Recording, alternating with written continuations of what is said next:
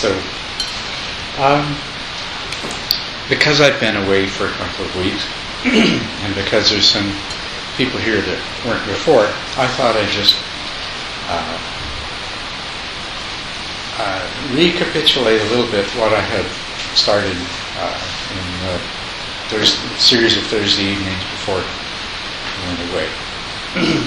I had suggested that you might consider possibly getting yourself a copy of this book called The Life of the Buddha by Bhikkhu Nanamoli.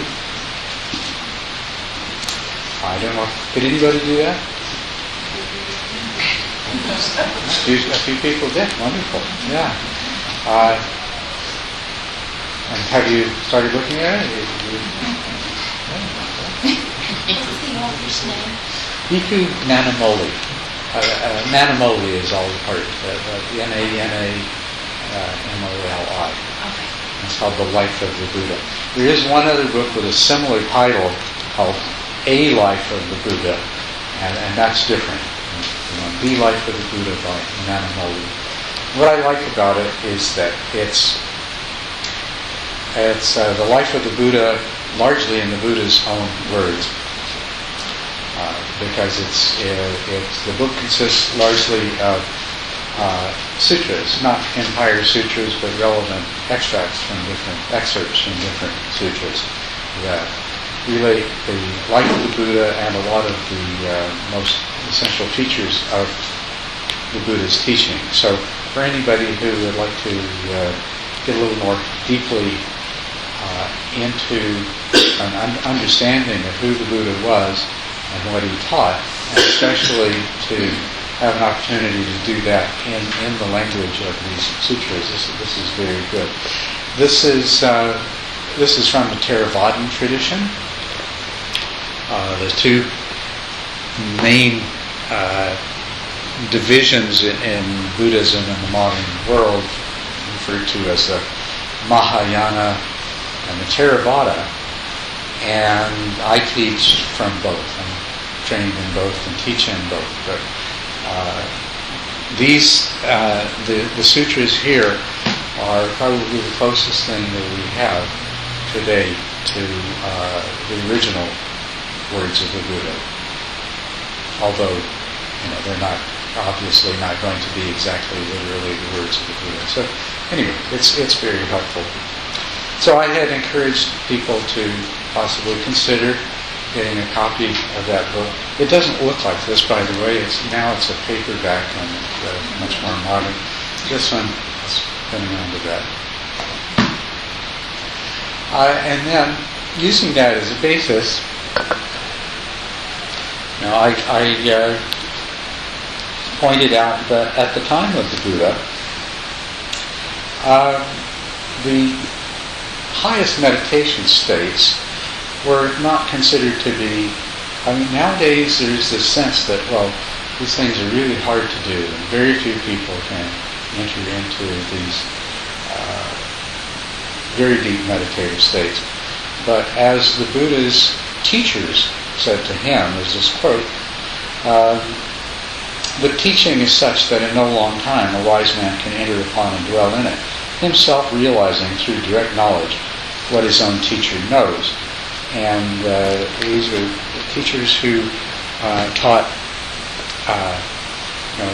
if we look at meditative states in a kind of hierarchical way of the most profound meditative states, then we see that there's a state called samatha, and from that you can go into states called jhanas or absorptions, of which there are 8 different absorptions. And this specific reference that they're easy to attain were teachers who taught that both the 6th and the 7th of these jhanas, the 6th and 7th absorptions. So they're talking about really profound meditative states.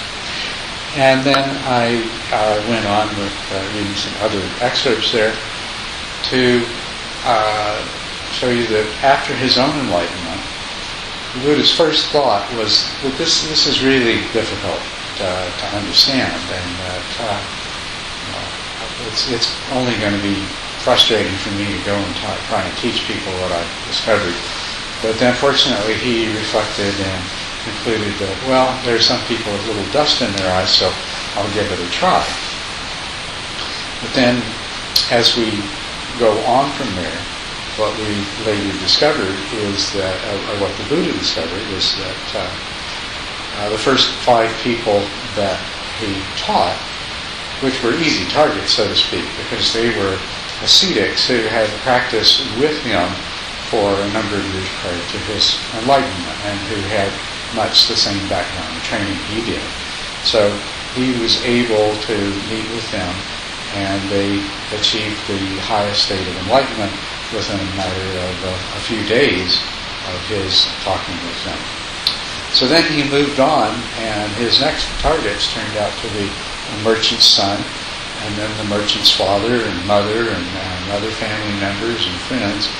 And before long we come to a point where there were 50 arhats in the world. And most of them were people who didn't have that kind of rigorous background training in spiritual disciplines.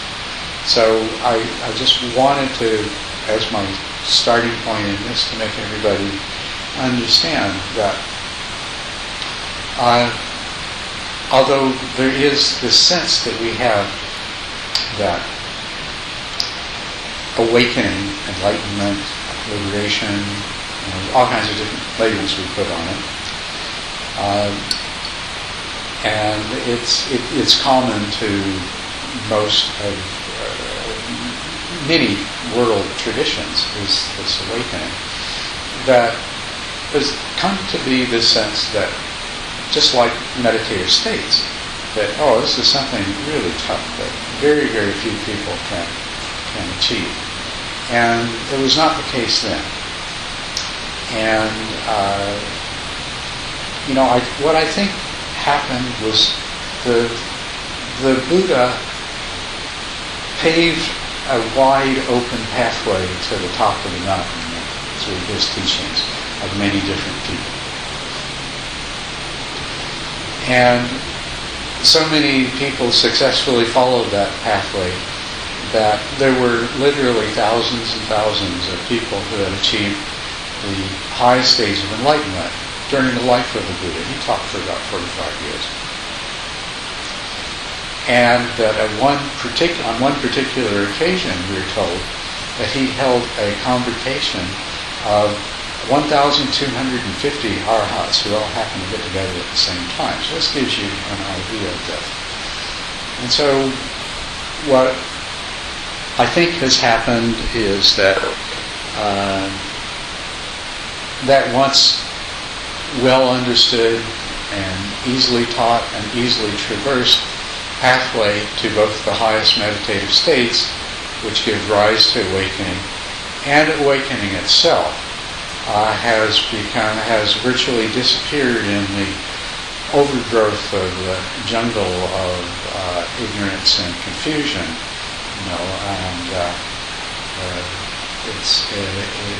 it's now difficult to find our way to the same destination. But we are no less capable of doing that, nor is it any more capable of achieving than it was then. We just have to rediscover the path, and having rediscovered it, we need to clear away all the overgrowth and move the rocks out of the way and repave it and so forth. And that's what we're working on doing. And I would like to see that all of you achieve the highest states of awakening in your lifetime, and for that matter, as soon as possible.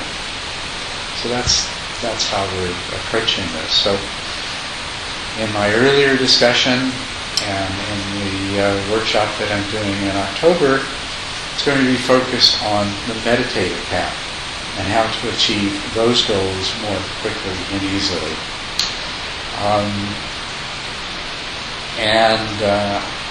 I feel like I am really acquiring the skills and learning how to teach that better and better all the time. And so,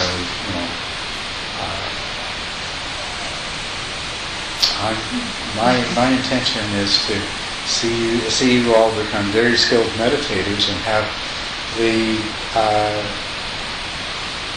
faculties of mind, the skills necessary to achieve this awakening as soon as possible. The other part of what I started talking about, though, was referring once again to this book, where it describes the very first teachings the Buddha gave, which are, as you would expect, the real foundation to his 45 years of teaching, and to examine those in order so that we can discover the way to this result more quickly and easily. And so the last evening that we were together, we talked a fair bit about the Four Noble Truths. That was the first teaching he gave. He found these 5 other ascetics that he had been practicing with, and after he convinced them to listen to him, he began to teach, and the first thing he taught was the Four Noble Truths. This is the basis of it, the truth that of the unsatisfactory nature of life as we know it, usually stated that the truth of suffering, or the truth that all life is suffering. And actually, I wish he'd said it slightly differently and said, all life is suffering, but it doesn't have to be. Because that's what the other truths are about, is the fact that it doesn't have to be. And he said that the reason that life is suffering is because we are afflicted with craving, with desire and aversion. And that was the second truth. The third is that when there is a cessation of this craving, when you can overcome craving and desire and aversion disappear, there is no more suffering. And then the fourth truth is the path that leads to this realization. Now, so we can say, okay, well, let's just look at that part here. All right, this awakening, enlightenment, liberation that he spoke of, well, the freedom from suffering, we clearly see that's the liberation part. That's what you're liberated from. Well, at least that's one main thing that you're liberated from, is to be condemned to the inevitable dissatisfaction, loss, unhappiness, and suffering that is a part of life. And so this path is leading to the cessation of craving and the liberation from suffering. But what's really interesting about that is that the culmination of this path that brings about this liberation is wisdom. So you don't just get liberation from suffering, you also get liberation from ignorance, or wisdom.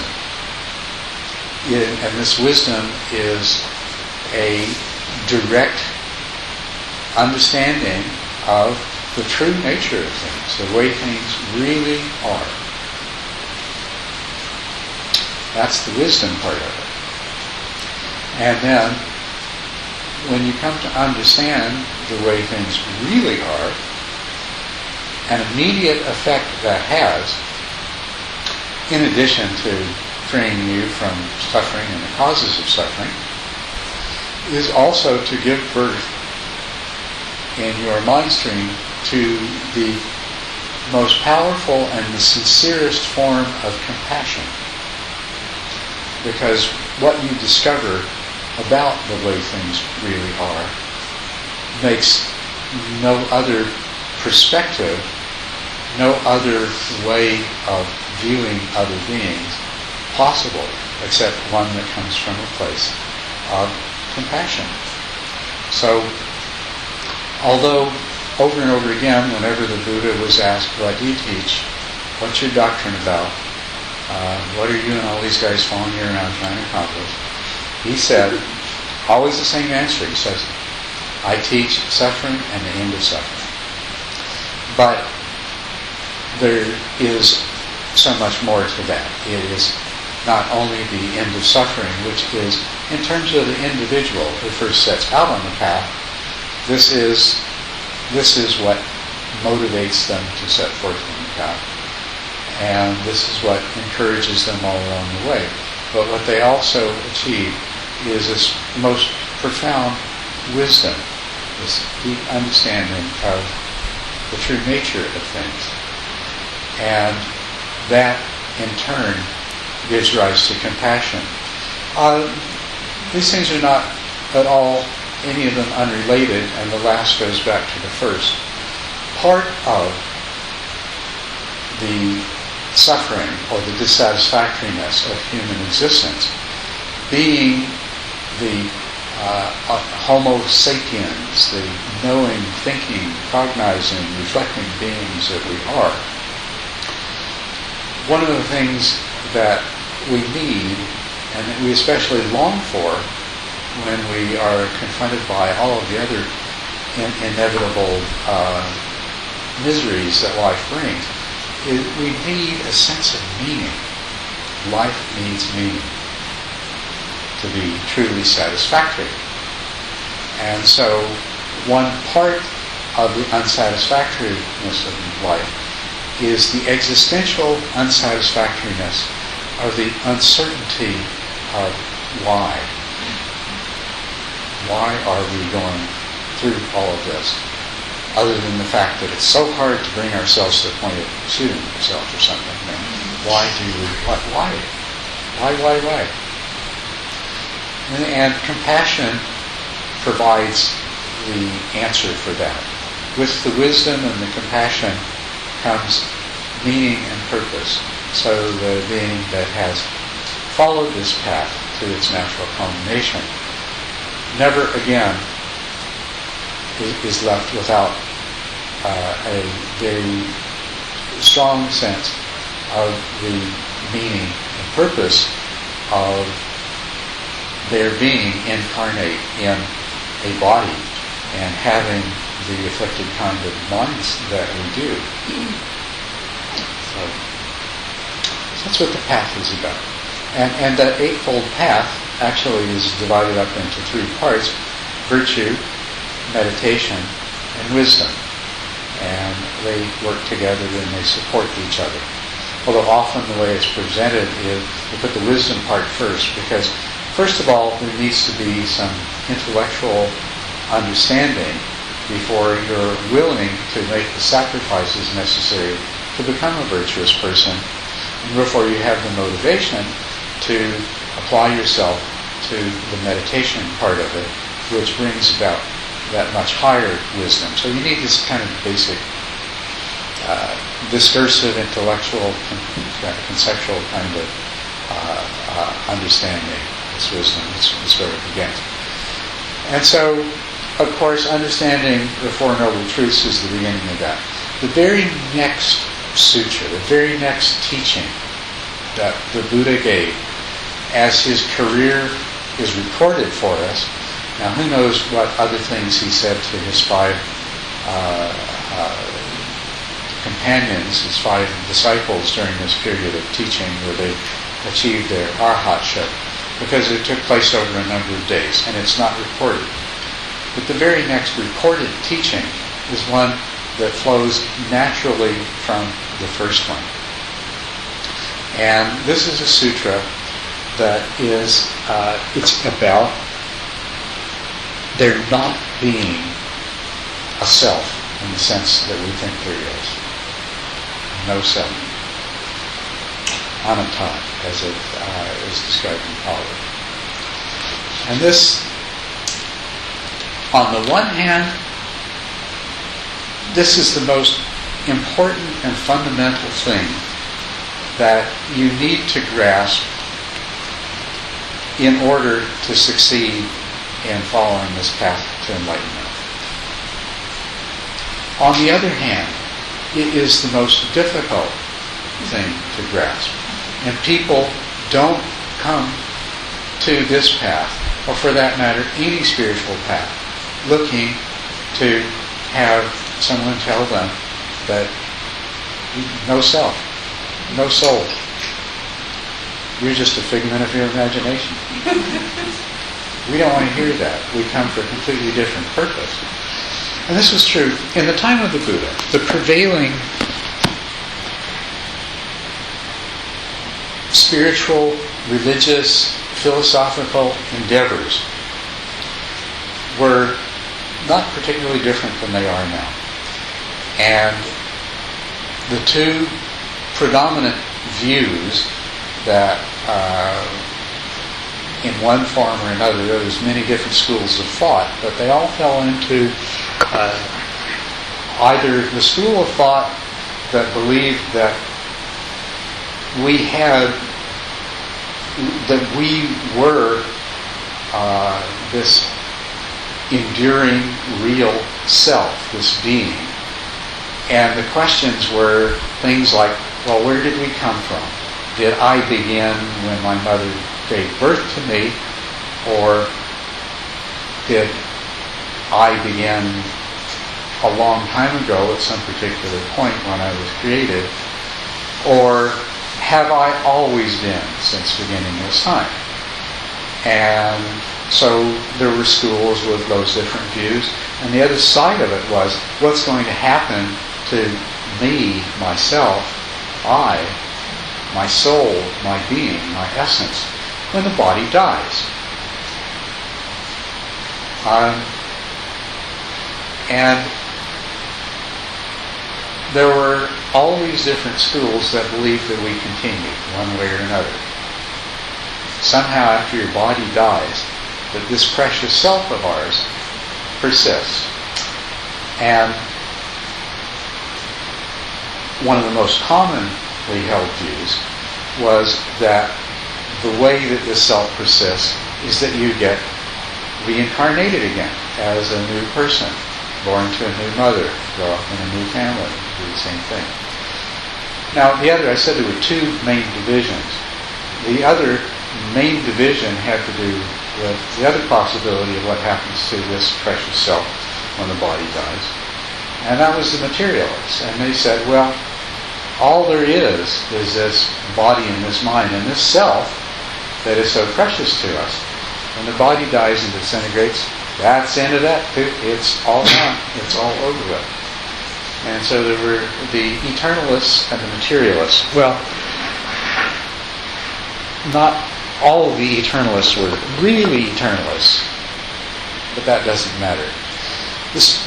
For amongst those who held the very common belief that you come back over and over again, was that, at first this is great. At least I don't have to worry about being destroyed and dying. When my body dies, I get reborn again. Oh, thank goodness. Because I sure would have missed me when I was gone.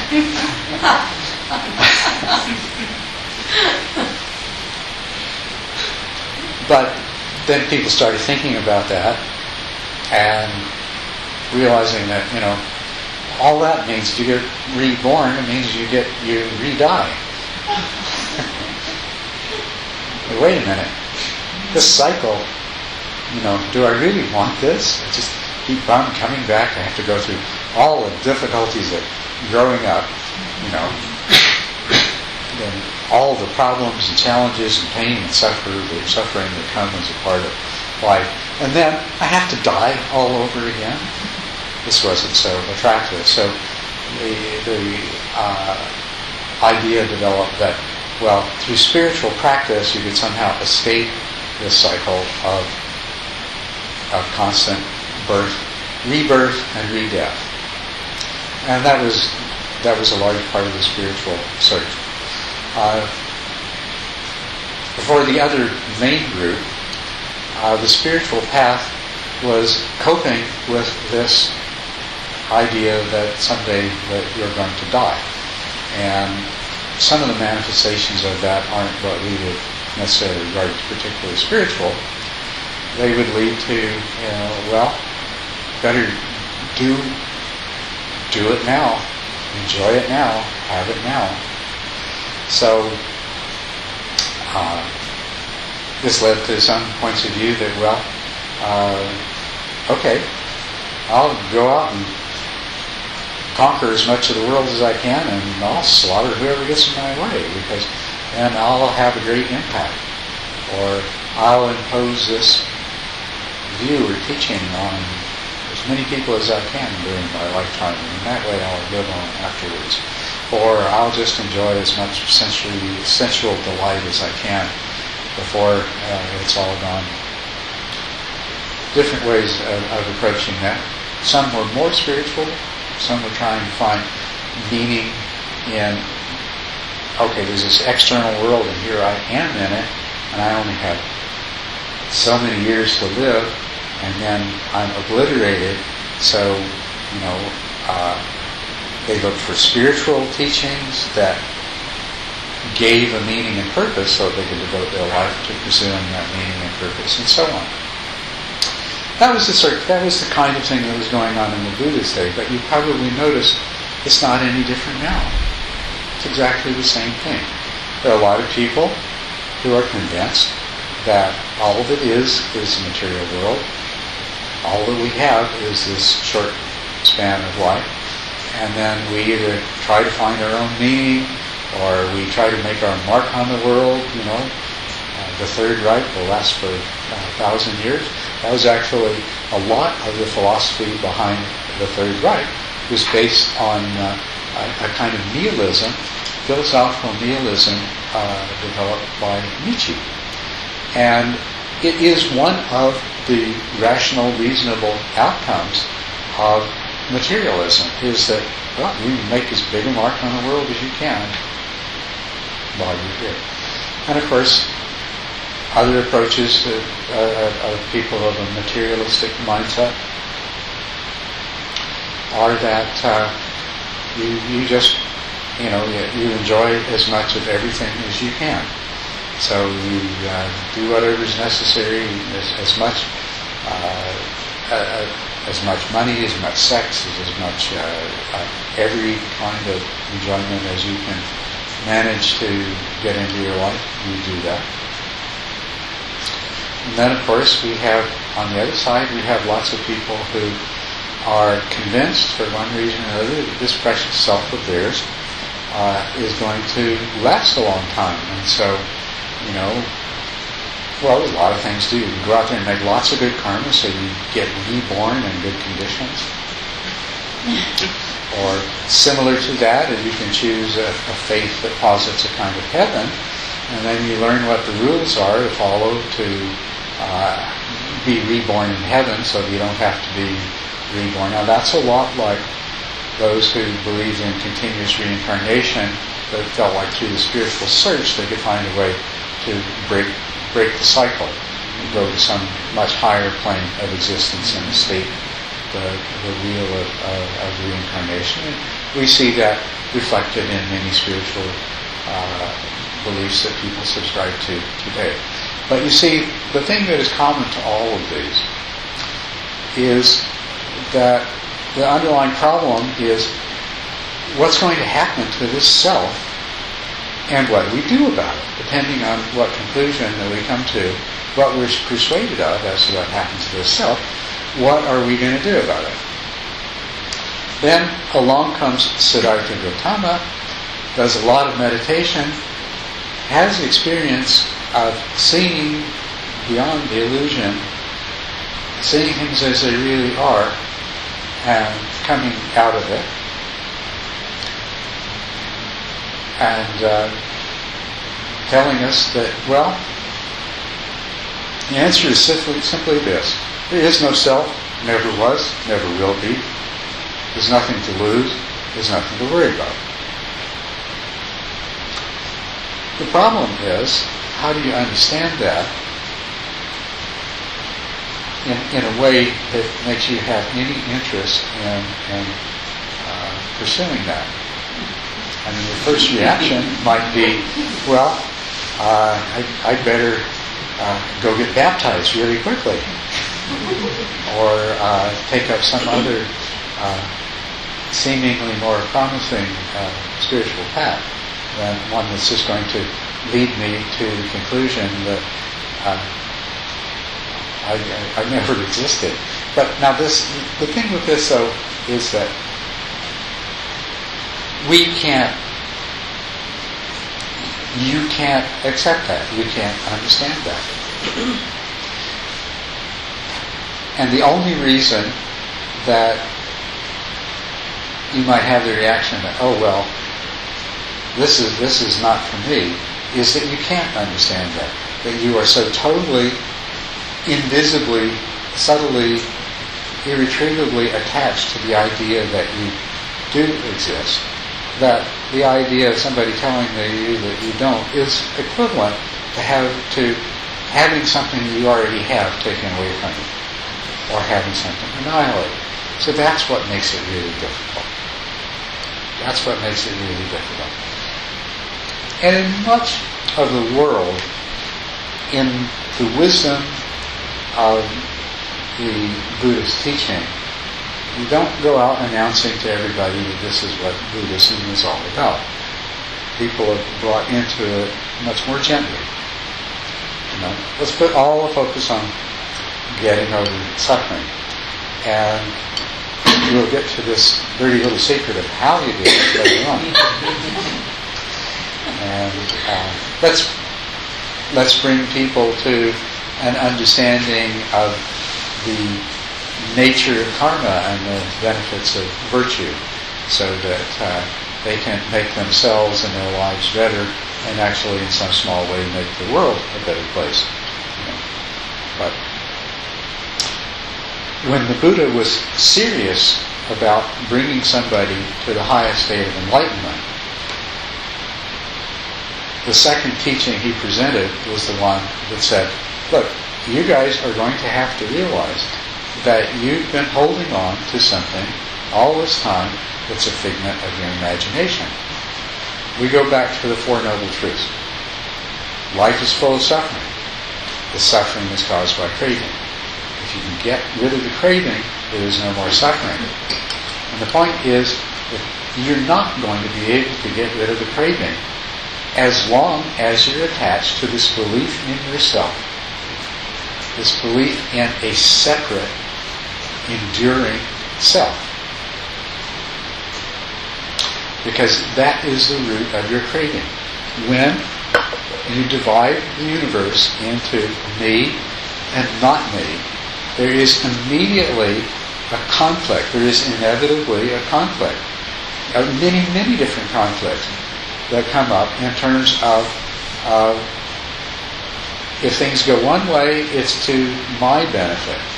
If they go the other way, I lose. And so you're as long as you have a self, you're in conflict with everything else. And however big or small that boundary is that separates you from everything else, you're going to have conflict at that boundary. And that's why there's craving. That's why there's desire and aversion. Why do we desire things? Well, it's because, I want to be happy. I want pleasure. I want. I want. Or when it comes to pain, suffering, unhappiness, loss, I don't want.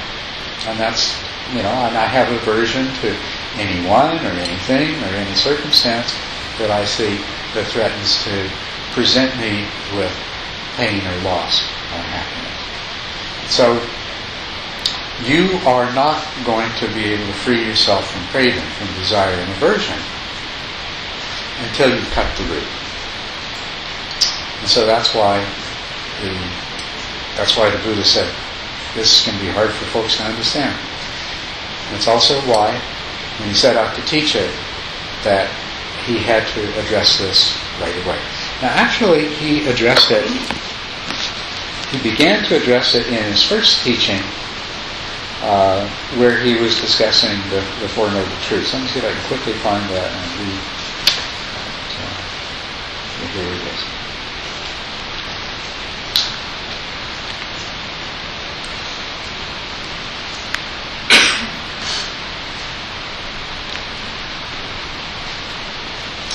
There is this noble truth of suffering.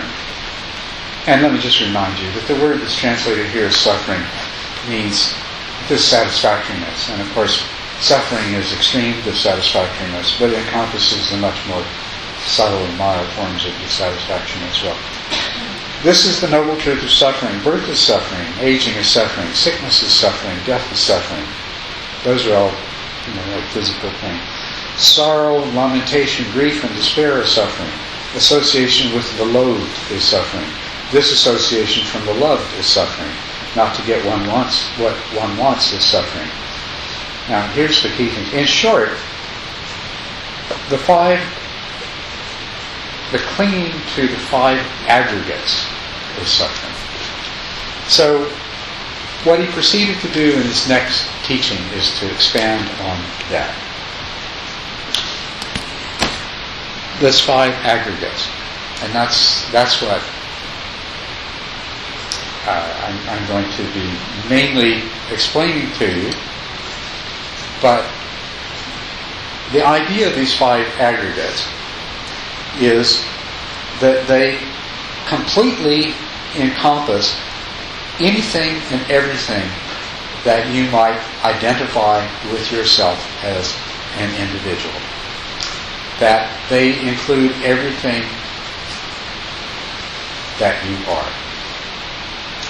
What's important about that is that in order to understand the truth of not self, first of all, you have to be satisfied that there isn't some part of you that is not included in those 5.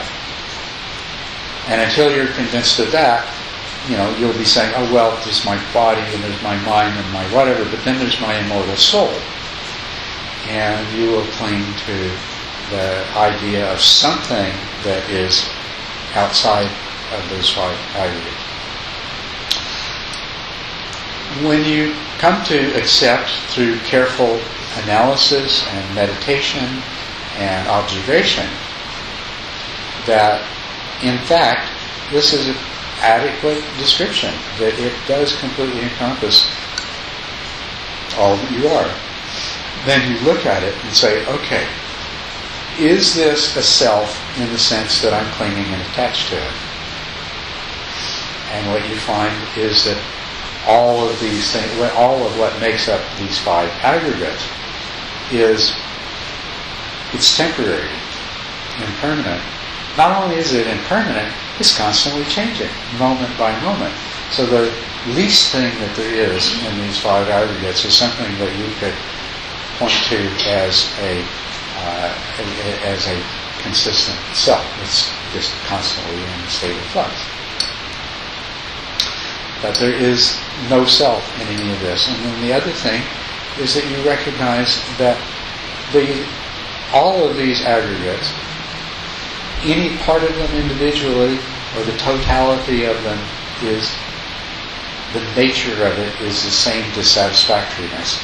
That if we cling to it, we're going to experience pain, loss, suffering.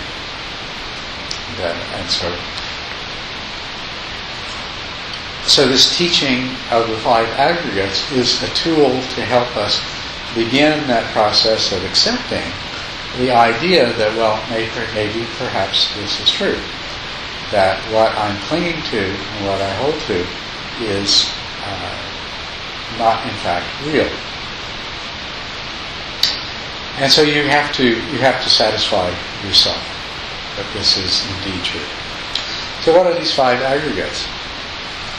They are, the first one is, the word in Pali is rupa, and it's usually translated as form,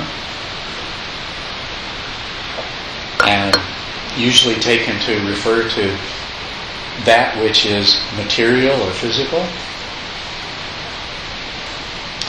The other 4 are all mental in nature.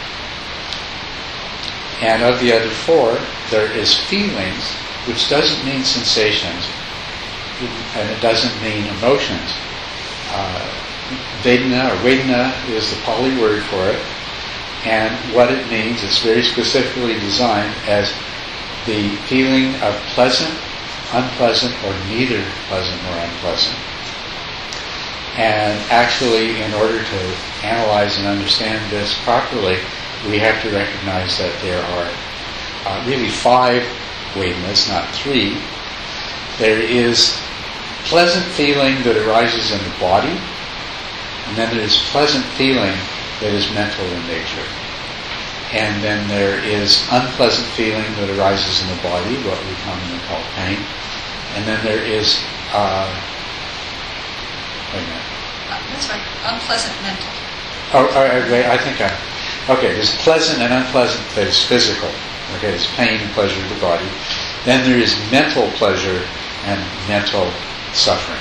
Okay, so pain comes in 2 varieties, mental and physical, and pleasure comes in 2 varieties, mental and physical. And then there are experiences that are neither pleasant nor unpleasant. And so there's really 5 weightiness. The next thing that there is are the mental formations. This is emotions, thoughts, ideas, memories. And it's also motivations, intentions.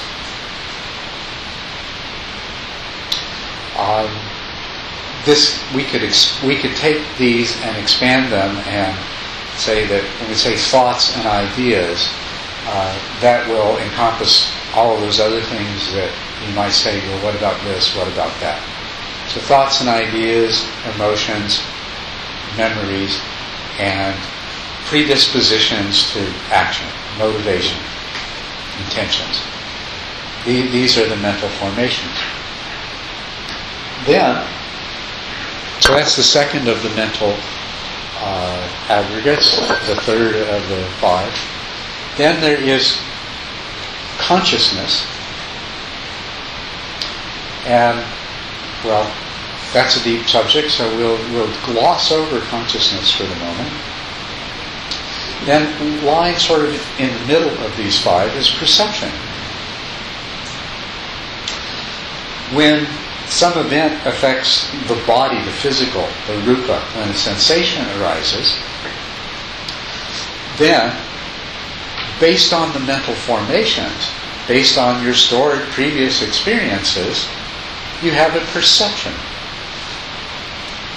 Every perception you have is being conscious and an object of consciousness, and the object of consciousness is understood, interpreted, perceived based on your accumulated mental formations. And then, of course, when that happens, there will arise a feeling of either pleasant, unpleasant, or neutral. Okay, so these are the 5 aggregates. Any questions about that? Can you remember that? I'd really like you to remember that and think about this to see if you think it's true, that does include everything.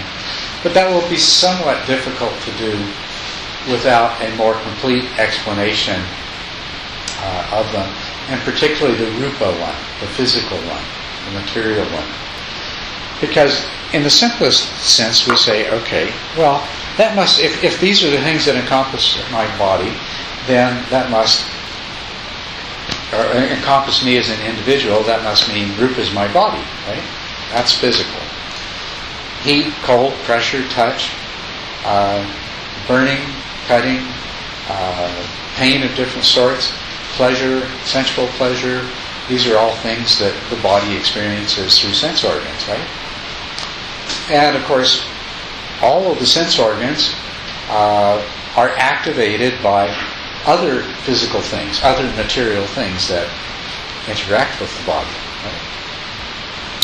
So in one sense, we could say, well, I guess rupa is the whole material universe. And in a sense it is. But if we look at this, and we always, in Buddhism, we always come back to trying to see exactly what is, as much as possible, removing all of the assumptions and presumptions and the obscurations of jumping to conclusions about things. And just try to see what really is. Now what really is are sensations, just the sensations themselves. That, right? You only think you have a body because you have the sensation of seeing it, feeling it, smelling it, whatever. That's why you think you have a body. In other words, there's been a lot of sensations take place, and your mind has generated mental formations, ideas, concepts, thoughts, to explain those sensations. That's what your body is. It's a perception. You see, feel, or otherwise experience your body, and your mind interprets it based on mental formations, and you have the perception of a body. Are you answering my question? No. Good. And likewise, all of those material objects out there that that interact with our body, stimulate our sense organs, and give rise to the sensations, well, those are also all fabrications of our mind to explain those very sensations. So when we talk about rupa, we're really talking about those things that are the objects of our consciousness. And sensations. We become conscious of sensations, and then we immediately experience perceptions. And of course, in the beginning of your life, your sensations didn't have this framework to fall into that they do now. You didn't have this mass of mental formations already in place to explain all these sensations. So that had to be developed. And that's the way the process works.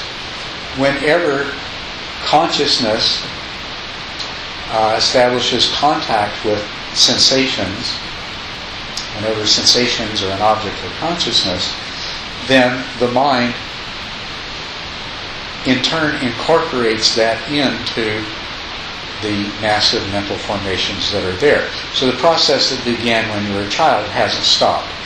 Every single experience you have contributes to the mental formations that make you up. And so that's what you are. You are this aggregate.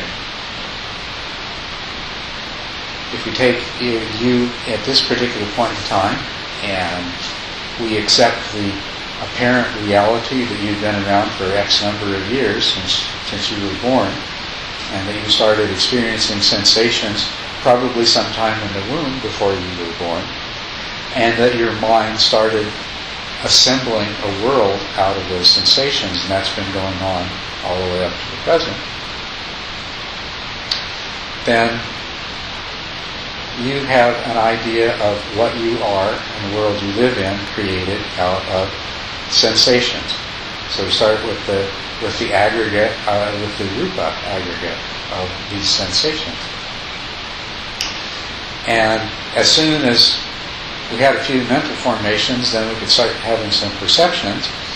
And of course, some of those sensations included the vedana of pain of physical origin or pleasure of physical origin. So we could make, as part of our mental formations, we could make associations. And so now we start to have certain sensations that otherwise would not be either painful or pleasant, will give rise to painful or pleasant mental sensations. You see somebody that you really like, the association makes you feel good. Or you see something that has been a cause of pain for you in the past, and you have a mental response of unhappiness or suffering. So you are sensations, you are your mental formations, you are this constant flux of pleasure and pain interspersed with some neutral feeling. But one experience after another, pleasure, pain, neutral, pleasure, pain, pain, and so on. Some of that pleasure is physical and some is mental. Some of that pain is physical and some is mental. Your life is this stream of perceptions, but what is the nature of those perceptions? What you perceive is what your mind, what your mental formations allow you to perceive. It's a perception that arises within your mind in response to, let's say, the sensation. And of course, what makes any event when this occurs real is the consciousness aspect. So you are the aggregate of X number of years of sensations, feelings, continuously modified mass of mental formations, and the perceptions that have formed those mental formations and have in turn been formed by them. So mental formations and perceptions are constantly determining the nature of each other. And then there's this consciousness of the whole thing. So all that counts are the events that you are conscious of. That's what you are. Yes. However, Good. Yeah. Let's challenge this. not necessarily challenging anymore, but curious about what it is then that, for instance, when one is in meditation, deep meditation, where there arises, shall I call it, a perception about something you've never read about, you've never heard. It has the nature of an insight about how things really are. And so that wouldn't seem to be a mental formation. Anything stemming from rupa, sensations. It seems to have a life of its own that comes in from nowhere. It seems to have profound meaning. So where is that in this constellation of aggregates? Very good question. Okay. To answer that, let's just back up a little bit. What you have, the perception you have, any perception is an object of consciousness. And there's two kinds of objects of consciousness. There are those that arise in one or another of the five senses, and there are those that are mental in nature. And so what you're talking about is a mental object of consciousness, okay? So, now, this, in meditation, having a perceptual experience of something completely novel is to have a consciousness of a mental object. And so let's just recognize it. So it's not really different than anything else, but what we didn't really go into is that there really aren't five senses, there's six senses. And so we have the five sense object kinds of sense objects, and then we also have mental objects. And so this is a mental object. Now, the question, where did that mental object come from, is what you're asking, right? Yes, perhaps it is. Yeah. Okay, and we could ask the same thing about, well, where do any of these physical senses, where do any of these other sense objects come from? And we have to look at that, and we have to ask that. And we have to discover what the answers are. So that's really what your question is, just, and this is good.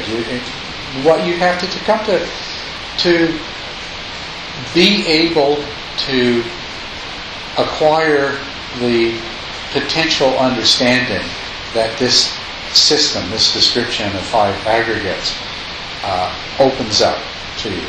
You have to ask those questions. You have to ask, what about this, and what about that, and what about the other thing?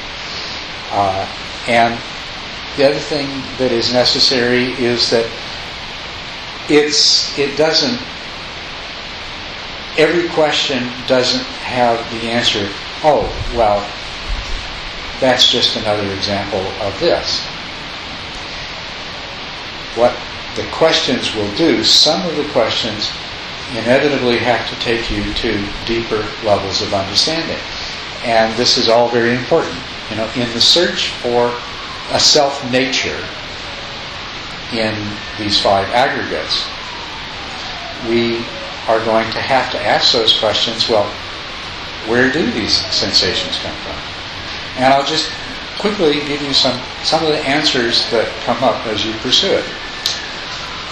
You can look at it and say, well, sensations, well, there might be some stuff out there that, more or less corresponds to my mental representation of it, interacting with sense organs that are more or less like my mental representation of what I think they are. And so even though all I know is my perceptions based on my mental formations, there is an out there that's accounting for these sensations. So that's one kind of answer that you could come up with and contemplate. But then you might say to yourself, but sometimes when I'm asleep, I experience perceptions and sensations that those perceptions are based on that don't bear the same kind of potential relationship to an out there. So, well, for that matter, maybe all of my sensations just come from my mind in the same way the dream sensations do. So this is the next layer of asking these questions and seeing where it takes you to. Now, when it comes to the mental objects, many profound insights, seeing things in a totally different way than you've ever seen them before, are very similar to the way we solve ordinary problems and come to have mundane insights. That our mind was able to take the information it already had. And this is what our minds do. As a matter of fact, we could say this is what the essence of our intelligence is, that our minds take information that means one thing and rearrange it and discover new information and achieve new understanding. So our minds do this all the time. And some of the insights that we have are exactly that. We take experience that we've had, ordinary experience and ordinary understanding, but organize it in a new way, and it brings us to a level of insight and understanding that goes beyond the ordinary and beyond the mundane. And if this weren't possible, we could never penetrate. We'd be hopelessly trapped in this mental world that our mind creates, and we could never see beyond it. But the mind can actually, this is a kind of pulling yourself up by your own bootstraps, but your mind can take what it already knows and discover truths that go beyond what it already knows. Now that's one part of it. Now let me just throw you into a whole, several quantum jumps of examination further than this. The true nature of reality is something that is completely different than the conceptual world the mind creates. And in that ultimate nature, there is no separate self. And boy, this is a big jump I'm making, but actually we could fill in every step along the way. That ultimate nature is also identical with what we might call the Buddha nature. What the Buddha realized, and what any Buddha and fully enlightened being will realize when they fully realize this ultimate nature. So the mind of the Buddha is the Buddha nature. And because there is no separate self, we all already have this Buddha nature in us. And what is steering us in subtle ways to even search for liberation from suffering to search for wisdom, to have experienced inklings of compassion, and to perceive in compassion a higher value. All of these things are our Buddha nature. It's already there. It's hugely obscure. It's the diamond encrusted with all of this other crud. Or it's the lump of gold ore where, the gold is in there, but it's mixed in with all this other junk that has to be separated out first. Because if you've ever seen a lump of gold ore, it does not look anything like gold. Right? But nevertheless, the gold is in there. So, some of the insight that we come to, although anything that is conceptually understood, is coming from that same mind that generates all conceptions and all perceptions. But there are also those insights and those realizations that the only way that we can explain that is with reference to the fact that there is this Buddha nature and there is no separate self, and flip it on its head and we would say, well, yes, and of course we could never become enlightened. We would never have any impulse to if it weren't for that. Oh, I was just giving you so much in a few. Carrie, if you want to go first. Yeah, I was still wondering though, how come? Like, obviously, there's different experiences that one has. And the ones you're talking about are this experience that happens. But I don't understand why he's saying that one's true and that one's not. I can understand why you might say this one is really much more. There's not suffering if you're in this one. You say which? You can say there's not suffering if you're in this one, or you have compassion and you're happier, and this one is miserable. I can see where you could say those two things, but I don't see why you could say this one's true and that one's false. That just doesn't make any sense to me. Okay. Well, this is what you have to discover. And absolutely, the Buddha, this is one thing that sets the Buddha's teaching apart from every other spiritual teaching I know, is he said, don't believe a word of what I say because I'm saying it. Find out for yourself. And I'll tell you the same thing. All I can do is pass along his hints to you, dressed up with whatever I've learned myself, but you have to discover it for yourself. And so absolutely, yeah, what exists and what doesn't exist. You start with what makes sense to you. And some things like the horns of a rabbit don't exist, right? Unicorns don't exist. Well, in a sense they don't exist, in another sense they do. They exist in your mind, and many people have made statues and paintings of unicorns, and they definitely exist. So, somewhere along the line, you've got to, start examining for yourself what does it mean? What does real mean to me? And what's important? And you don't need to become a philosopher to do this. You can just say, what is there about the realness or non-realness of things, or the existence or non-existence of things, that is relevant and important to me in my experience and my spiritual path and what I'm trying to do. Yeah, but why does it matter? That's what I'm wondering, because it seems enough to say. Well, see, that's my point. Enough to say one point is. That's my happy point. and doesn't Just have focus suffering. on those things where it matters. Yeah, because why does it matter to say true or not true? Isn't it just another confusion? Another kind of a red herring in a certain way? Well, it can be, but I'm not sure what real and not real you're referring to. But since the only non-real and real distinction I remember making tonight, I might have forgotten. The only one I remember making is saying that the Buddha said that this self, this permanent abiding personality that you believe you are, is a figment of your imagination. Which isn't to say it's not real, But there is a sense in which it's not real, and there's another sense in which it is real. But it's not real in the sense that causes us to propel ourselves through our lives based on craving, on desire and aversion. That's the sense in which it's not real. And that's where it's important.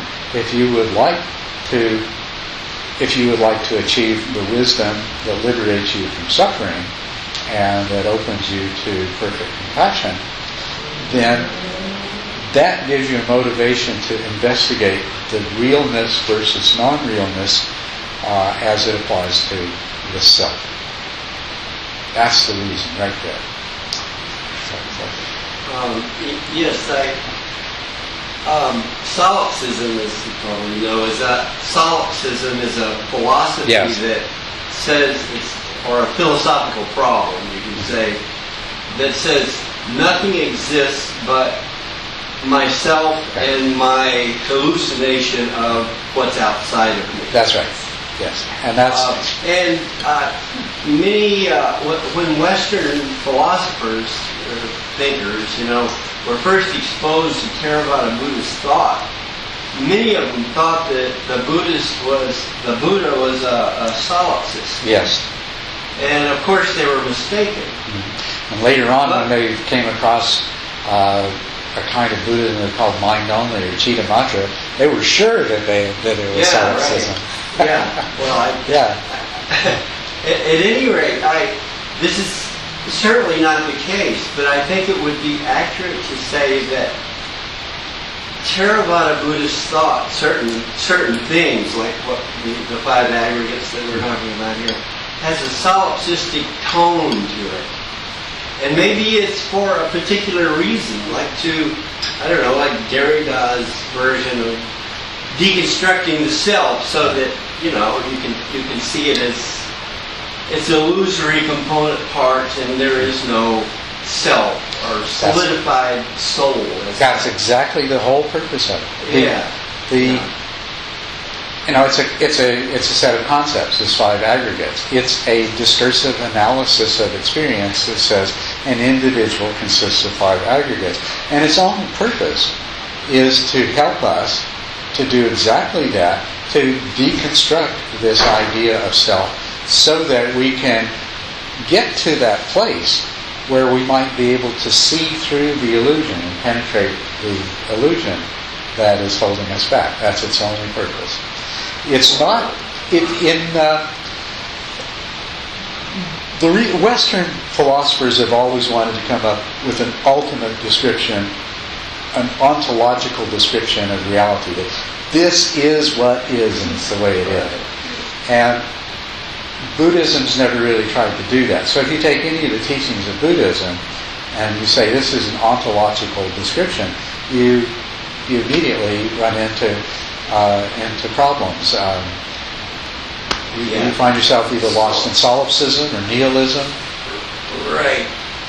But, the fact of the matter is, as we're walking around the world, perception in its mundane meaning is what keeps us from walking into walls. That's right.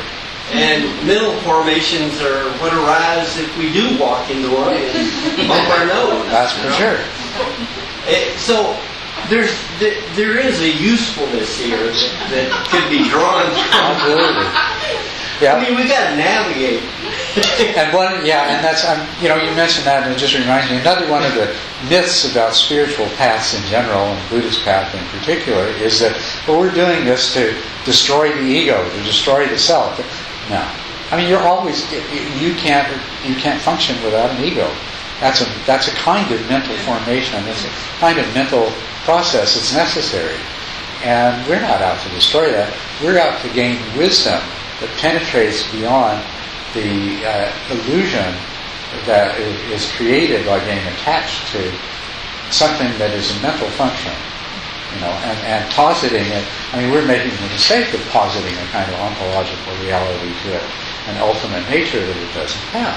And that's what we're trying to get beyond. We're not trying to don't try to destroy your ego. To succeed on the spiritual path, you need to have a healthy ego that you're not attached to. Because you're not going to destroy it. And we're not trying to destroy the sense of self because, hey, it's like all of those other mental formations. We're not trying to destroy our perception of sunsets, and blue skies and flowers and things like that. We're just trying to see them as they really are, from a higher, pure perspective. I would like to know how everything you said tonight relates to the theory of incarnation and karma. When there is no body and no self and no soul and no essence, it's all perception and illusion. What is incarnating then? And how is it related to working out the karma maybe from different other things? Okay. So, first of all, Buddha took the commonly accepted idea of reincarnation and he used it. But the first thing he did is said, not reincarnation, rebirth. And then he said, what is reborn? What is reborn is karmic predispositions. Okay? And now some probably in most of the Buddhist world, people who are relatively uneducated and don't have much depth of understanding just take it for granted that rebirth refers to reincarnation, and they believe in reincarnation, and they donate to the temple and feed the monks and practice generosity with other people and try not to kill and steal and things like this, so they'll have good karma. But that's all a fantasy. But it's also a legitimate part of the path. It's a skillful means. But it does not correspond to any sort of ultimate truth. The next refinement of that is rebirth. That everything that you think of as yourself, your personality, that is a mental fabrication. And when your mind with its mental formations disappears because your brain disintegrates when you die, that continuously changing that continuously changing mental formation that corresponded to your idea of who you are ceases. That is not going to be reborn. And all Buddha said was that it would be reborn is the karmic predispositions that you have developed in your life. Please feel free to go. Thank you for letting me take so much of your time. Oh, thank you so much. I have to go take care of someone. Right. Apropos this. I know, and I'm going to have to be quiet and let everybody else go home and do the things they have to do soon. Anyway, Thank you. but Thank you so much. As a person's understanding deepens, and as they actually enter upon the first and subsequent stages of enlightenment, then each of these things comes to a deeper and more profound level of understanding and loses a lot of its illusory characteristic. Reincarnation is an illusory characteristic. Even rebirth, in the sense that I just described it, is a provisional teaching to help bring a person to another level of understanding. Just immediately ask yourself, if there is no such thing as a separate self, then what is this stuff talking about anyway? So there is a deeper understanding even of the meaning of rebirth. As a matter of fact, as skillful means, rebirth quickly shifts from the idea of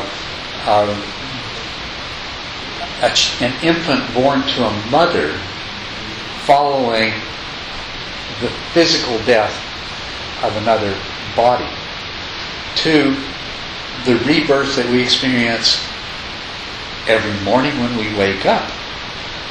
Actually, as a teaching understanding, and to really understand these five aggregates, and to really understand another important teaching that we haven't really talked about in detail called dependent origination, you recognize that the rebirth that the Buddha is talking about is happening moment by moment. It's not the physical body that rebirth is referring to. It's the moment by moment rebirth. Is that what Thich Nhat Hanh means in his book No Death, No Fear? That there is no rebirth, no death, and it's just an incarnation constantly transforming? That's right. Yes. So what is the karmic thing then you said is attached? The karmic debts or whatever we have to, it must be attached to something. Well, that's what you would think, and that's why these teachings are difficult, because as soon as you teach this to something, and what people do, and what Buddhist philosophers in the past have done, until other Buddhist philosophers have pointed out the error in their thinking, is exactly that. They thought, okay, there must be a carrier of this karma. And if there's a carrier of this karma, well, what you've done is you've just regenerated the idea of self again. Right? So there's and this is what we do. Is we keep slipping into our old way of thinking. We keep trying to fit the new perspective into our old way of thinking. And that causes us to keep trying to make up a self in a different form.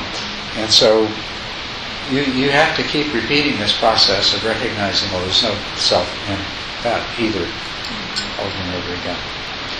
That is what Thich Nhat Hanh is referring to. And so, when we talk about, if this were simple, like how a car works, then every statement we make would have only one level of meaning. But it's not. And so, as your insight and understanding develops, all of the same statements that helped you to get to this level of insight and understanding, now they have to be understood once again from this new perspective. So,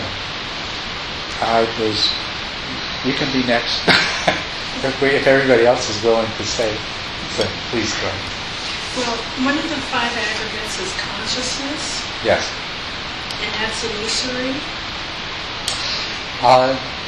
Consciousness, once again, is something that needs to be understood based on our experience. You need to examine your consciousness, and when the Buddha said the aggregate of consciousness, he said there are 6 kinds of consciousness, and each is distinct from the other. And this corresponds to the 6 senses. There is visual consciousness, and visual consciousness does not hear sounds, and so on with all of the other consciousnesses. And then you need to examine in your own experience the fact that each of these consciousnesses arises with an object of consciousness from its own specific domain, and it passes away when the object in that domain passes away. So you see that what you have is not one consciousness, and here we're talking about your experience of where you are now. We're not talking about anything beyond or outside of that. And what you need to do is verify for yourself that your whole life has been a stream of experiences, conscious experiences, in which any consciousness that you could identify was one of those 6 types, and it arose and passed away with its object. And so that's the aggregate of consciousness. Now, we run out of good words, and we end up using the same words over and over again.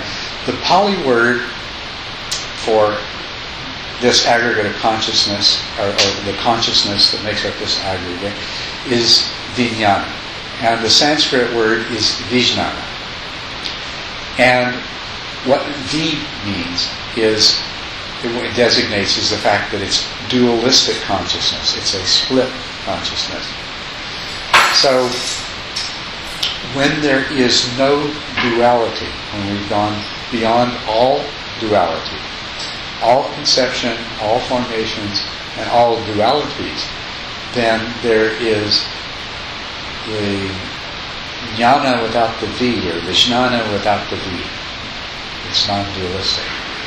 And that is a whole different story. But when we're talking about what you are as an individual, and we examine your experience and we try to clearly identify everything it is that makes you up as an individual and satisfy ourselves that indeed it's included in that, we find that what makes you up are these vijnanas. I wondered how that jived with the passage that says all phenomena are preceded by mind, issue forth from mind, etc. Yes. Is that a different word? Mind is that's a different word than jnana, yes. So jnana or jnana in this sense is referring to something that is of an ultimate nature. Okay? The mind is, and this is the other thing, once you get satisfied that yourself is not your body, then you have to become satisfied that yourself is not your mind. And that's hard to do. Because I feel like I'm my mind. Don't you feel like you're your mind? Yeah, we do. So, but, and we don't use any of these terms very exactly. We say mind, consciousness, awareness, things like this. But we need to think in much more precise terms. Your mind is that complex of processes that gives rise to these dualistic perceptions. And by the way, whenever we're talking about a dualistic perception, every dualistic perception has two parts. The seer and the seen. Right? The hearer and the heard. So what we find is it's this reflection of the way we were already experiencing things, was that there was me and then there's the rest of the world. And that goes right on down. We just get right on down and we still find it happening at the level of consciousness itself. There is the knower and the known. And it's that same duality. And within that duality, there is no genuine separate self. How does this relate to the concept or illusion of sequential time? That's... I can understand that you'd love to talk about that. I would love to talk about that too. We're 29 minutes over when I should let everybody go on. Some other topic. I think it's been a great discussion, and I look forward to all of these other questions that come out of it. And all of this is going to tie back to the meditation, because the insights that, or the understanding, meditation is about looking to see what's actually the case, what's really happening, what's really there.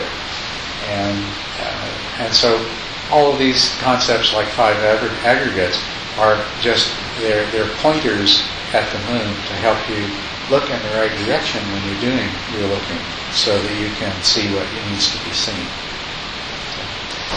Okay, well, thank you very, very much.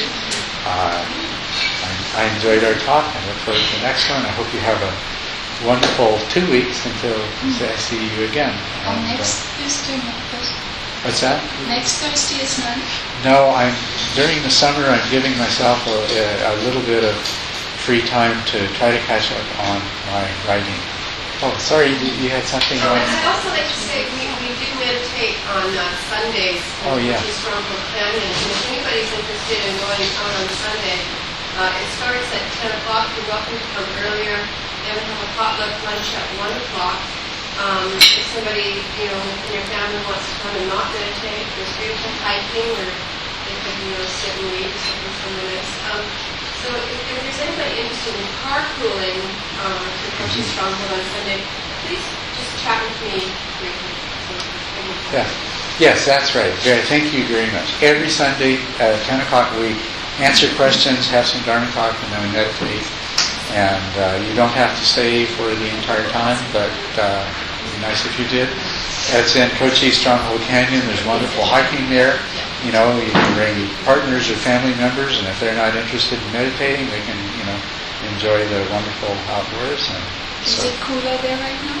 it's always at least 10 degrees cooler there than in Tucson. So I think you're expecting something like 112 on Sunday here. and Oh, maybe 100. and chances are we won't be over 100, but